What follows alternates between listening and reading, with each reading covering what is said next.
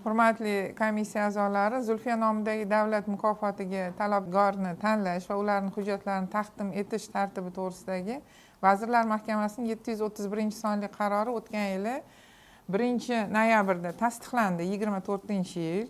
Unga binoan 8 ta yo'nalish bo'yicha talabgorlarning hujjatlarini qabul qilish e'lon berildi. Biz aksariyat e'lonni sal vaqtliroq berdik, chunki bizning hududda 6 ta oliy ta'lim muassasalari, xalq ta'limi bo'limiga taalluqli bo'lgan 19 ta maktablar joylashganligini inobatga olib, hamda mahallalarda iqtidorli qizlarimizni ko'pligini hisobga olib, biz sentyabr boshidan bu e'lon ketdi. E'longa ko'ra bizga juda ham ko'p hujjatlar kelib tushdi.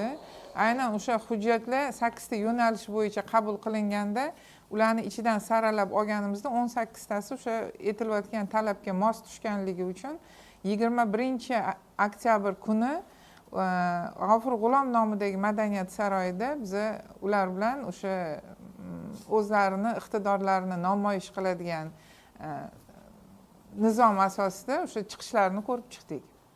Assalomu alaykum, hurmatli Mirobod tumani aholisi, aziz opa-singillar, faol fuqarolar. Mirobod tumani hokimligi o'z faoliyatida ochiqlik, halollik va jamoatchilik bilan yaqin muloqot tamoyillariga sodiqdir.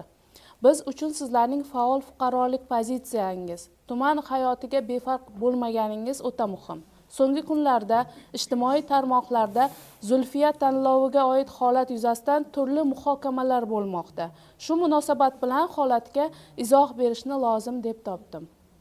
Mirobod tumani hokimligi demak matbuot xizmati rahbari sifatida, chunki birinchidan so'nggi kunlarda Mirobod tumani hokimligining rasmiy Instagram sahifasiga uyushgan tarzdagi hujumlar amalga oshirilayotgani kuzatilmoqda. To'g'rirog'i 5 kundan buyon bir xil mazmundagi izohlar, soxta akkauntlar, aksariyati chet davlatlar fuqarolari akkauntlari orqali yozilayotgan salbiy fikrlar bu xalq fikri emas. Bu axborot manipulyatsiyasi. Ya'ni bir guruh noma'lum kimsalarning jamoatchilikni sun'iy ravishda chalg'itishga, Mirobod tumanida bo'layotgan ishlarga nisbatan ishonchsizlik uyg'otishga urinishidir deb baholash mumkin. Mirobod tumani hokimligi faqat qonun doirasida xolis va ochiq qarorlar qabul qiladi. Hech bir bosim, soxta akkauntlar yoki asossiz muhokamalar bizga ta'sir o'tkaza olmaydi. Ikkinchidan, Zulfiya tanloviga oid barcha qarorlar shaffof tarzda ko'rib chiqilgan.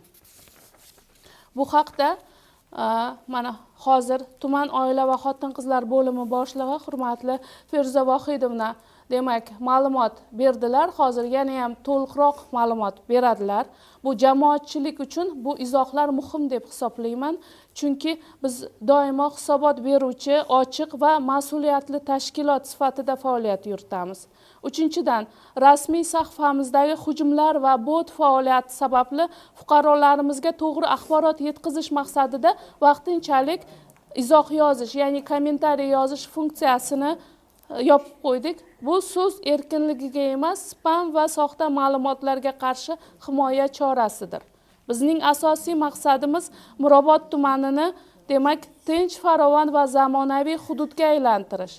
Hokimiyat va aholi o'rtasidagi ochiq muloqot esa doimo ustuvor bo'lib qoladi. Har bir murojaat belgilangan tartibda ko'rib chiqiladi va bunga demak mana shu Mirobod tumani hokimligida faoliyat yurituvchi har bir rahbar shaxsan kafolat beradi. Hurmatli fuqarolar, haqiqiy mehnat va halol xizmat hech qachon soxta akkauntlar soyasida qolmaydi. Biz botlar emas, odamlar ishonchi uchun xizmat qilamiz. Mirobod birdamlik, mehr va yuksak madaniyat ramzi bo'lib kelgan tuman. Bizning javobimiz ham shunday bo'ladi. Demak, o'sha Mirobod tumani hokimligini rasmiy sahifalariga, Instagramdagi rasmiy sahifasiga hujum qilayotgan noma'lum shaxslardan bu holatni to'xtatishga chaqirib qolaman. Qarangda, bu yerda umuman talabgorlar bizda o'sha 21-oktyabr kuni G'afur G'ulom nomidagi madaniyat saroyida o'z iste'dodlarini namoyish etdilar. Endi bu yerda oila va xotin-qizlar bo'limi tomonidan ularga tashakkurnoma va esdalik sovg'alari har bir ishtirokchiga berildi. 18 ta ishtirokchimizdan faqatgina 94-maktab o'quvchisi Baxtiyorova Diyora Baxtiyorovna ishtirok etolmadi. Qolgan 17 ta ishtirokchi aynan o'sha 8 ta yo'nalish, ya'ni fan yo'nalishida 3 ta, ta'lim yo'nalishida 2 ta, adabiyot yo'nalishida 2 nafar, madaniyat yo'nalishida 2 nafar, san'at yo'nalishida 1 nafar, sport yo'nalishida 5 nafar, axborot texnologiyalarida 1 nafar va jamoatchilikda 3 nafar qizlarimiz, jami 17 nafar qizlarimiz ishtirok etdi. Albatta fan yo'nalishida ishtirok etgan bitta qizimizga biz viloyatda ishtirok etishni tavsiya berib xat chiqardik. Sababi rasman tug'ilgan joyi Toshkent viloyati bo'lgani uchun Toshkent shahrida uni hozir qilgan mehnatlari o'ta olmasligini tushuntirdik va o'sha Toshkent viloyati oila va xotin qizlar bo'limiga men rasmiy xat chiqarib qizimizga yo'llanma berdik. Juda kuchli qiz edi.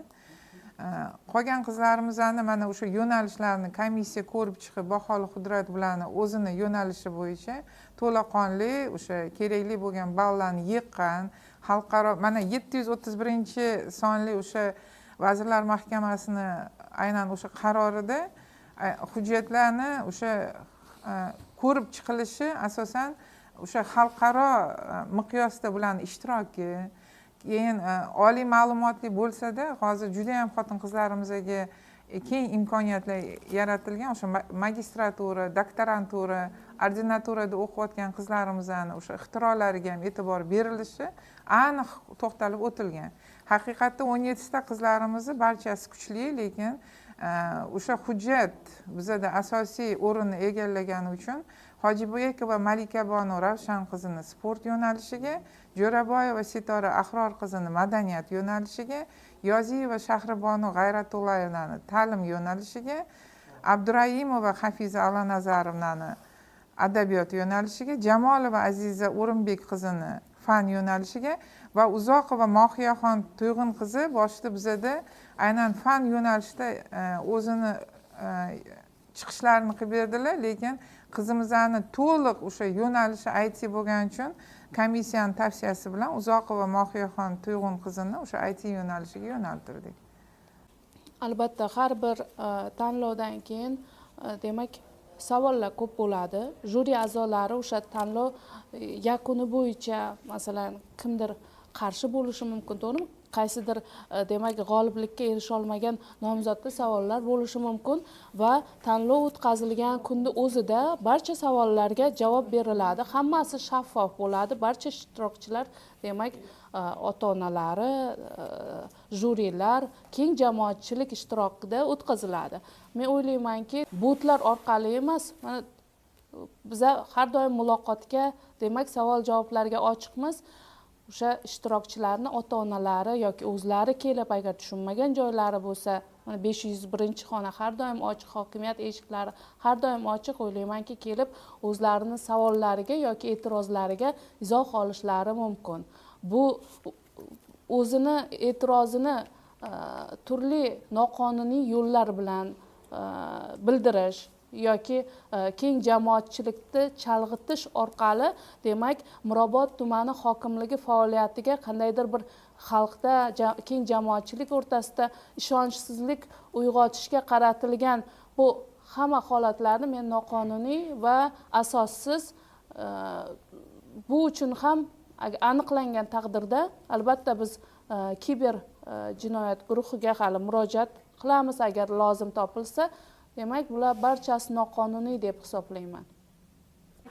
Mana bugungi kunda hozir yoshlarimiz o'rtasida maqola berib, bu tarzda medal olish bu hisoblanmaydi. Bu oddiy, bu hechnik jurnal hisoblanadi. Hozir juda ham ko'p targ'ib qilishadi buni, ayniqsa kanallarda, lekin bu asosiy medal hisoblanmaydi umuman. Bu bitta maqolaga hamma kim qatnashsa hammaga buni taqdim qilishyapti. Shuning uchun ham bunga qarab qolish noto'g'ri narsa. Bu original jurnal emas, bu oddiy bir hechnik jurnali hisoblanadi. Bu o'tmagan nomzodlarda juda ham ko'p bunaqa jurnallarga maqola berilgan. Har bittasidan alohida ko'rib chiqildi. Asosan shunaqa jurnallarga maqola berilgan, asosan. Misol uchun mana bu qizimizda, mana bu bitta bu g'olib bo'lgan qizimizda medali haqiqiy original medal hujjati bor hisoblanadi. guvohnomasi, sertifikat, mana guvohnomalari. guvohnomalarigacha bor. Mana bu medalini guvohnomalarigacha hammasi ko'rsatilgan. O'zbekiston Respublikasi tomonidan tasdiqlangan bu. Shuning uchun bu g'olib qizimiz, lekin hammasini ko'rsatgan, xuddi shuna IELTS bor, qatnashganlari bor. Keyin ko'rasizmi, Rossiya Federatsiyani jurnallariga berilgan. Google Scholar'da buni o'zini Hershennikisi bor ekan mana. Pedagogik psixologik bu ham o'zlubiy vaqt tasarrufidagi jurnal hisoblanadi. Bu hammaga emas maqola berish. Shuning uchun bu qizimiz, g'olib qizimiz, mana bitta mana imенно nima deydi, doisi bor joylarga maqola berilgan. Hechnik jurnaliga emas, asosiy Kiril joylarga maqola berilgan hammasi. Shuning uchun bu qizimiz mana har tomonlama dolzarb masala shahar bosqichiga tavsiya etiladi.